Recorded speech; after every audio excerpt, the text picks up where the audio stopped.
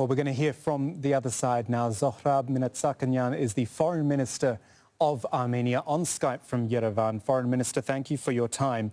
You heard there quite clearly the Azeris saying that they won't stop until they, in their words, liberate this territory. They're saying full-scale war. Do you consider yourself to be in a full-scale war now?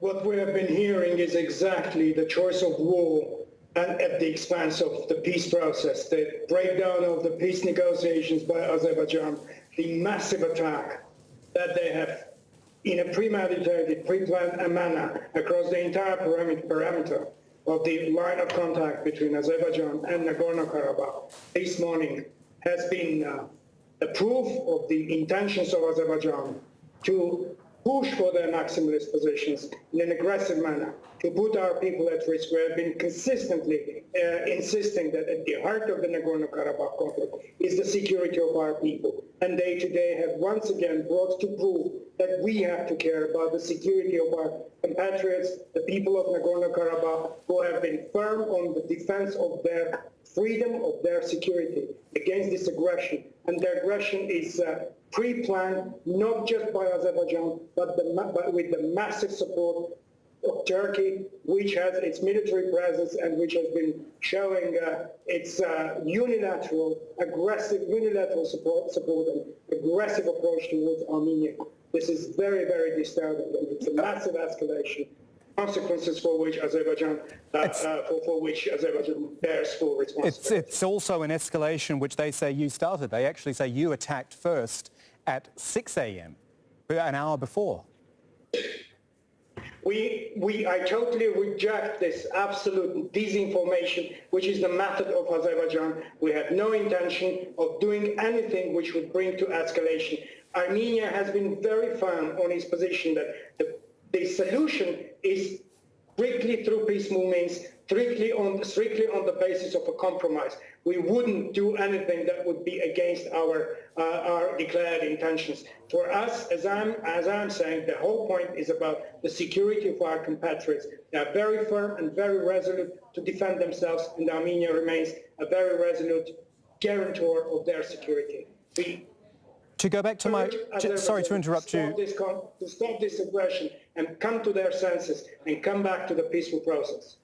Sorry to interrupt you, Foreign Minister, but in my original question I asked you, are you in a position to actually stop them? If they say they are going to go to full-scale war and liberate this territory, what position is Armenia in to defend?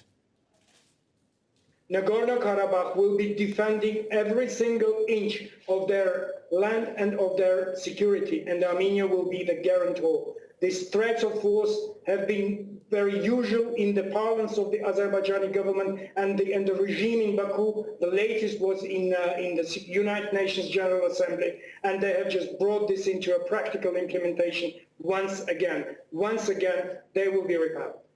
Foreign Minister, you talked about negotiation, about stepping back from the brink here. How would you see that happening? Who would be the broker? How would you step back from the brink here? There is an established format of negotiations. There is internationally recognized format which includes mediators, the OSCE Minsk Group co-chairmanship comprising Russia, the United States and France. We're in constant contact with the co-chair countries at all levels, and we're working towards the ways in which we can bring the whole situation back to normality for the negotiating process. We're committed to this. However, this shouldn't have been confused with our resolve in Nagorno-Karabakh and in Armenia to defend ourselves in Nagorno-Karabakh and in Armenia. The resolution has to be based on a compromise. The maximalist position that has been pouring out of Baku all these years has no any room for a progress in the negotiating process. The Prime Minister of Armenia has been consistently insisting that any solution should be acceptable to the people of Armenia, to the people of Nagorno-Karabakh, and to the people of Azerbaijan. A compromise-based solution, not a solution which only meets the interest or the demand of just one party. That is totally rejected. Azerbaijan has never reciprocated never reciprocated our call for a compromise solution, but they have been opting for that military solution, opting for aggressivism, and what we see now is the manifestation of this consistent policy of Azerbaijan. The established mechanism which you talk about for discussions, which is already in place, can that bring in others? We've got Russia, we've got Iran, we've got France, all talking about a de-escalation, calling for a de-escalation immediately, but you've also got Turkey, which squarely backs the Azeris and is seemed to be in more of a fighting mode. Can the current mechanism deal with any further threat from any other player as well? A clarification, the OSCE Minsk Group co-chairmanship mechanism is a co-chairmanship of 3 countries comprising Russia, the United States and France. Right. Within these negotiations, if Azerbaijan is so, determined to put blame on Armenia, then I'm calling on Azerbaijan to immediately accept the investigative mechanisms and the risk reduction mechanisms and the observation mechanisms for ceasefire violations we have been insisting upon for so many years, and they have been rejecting it exactly to cover their intentions, their bellicose and aggressive intentions, and to engage in a blame game as they're doing now.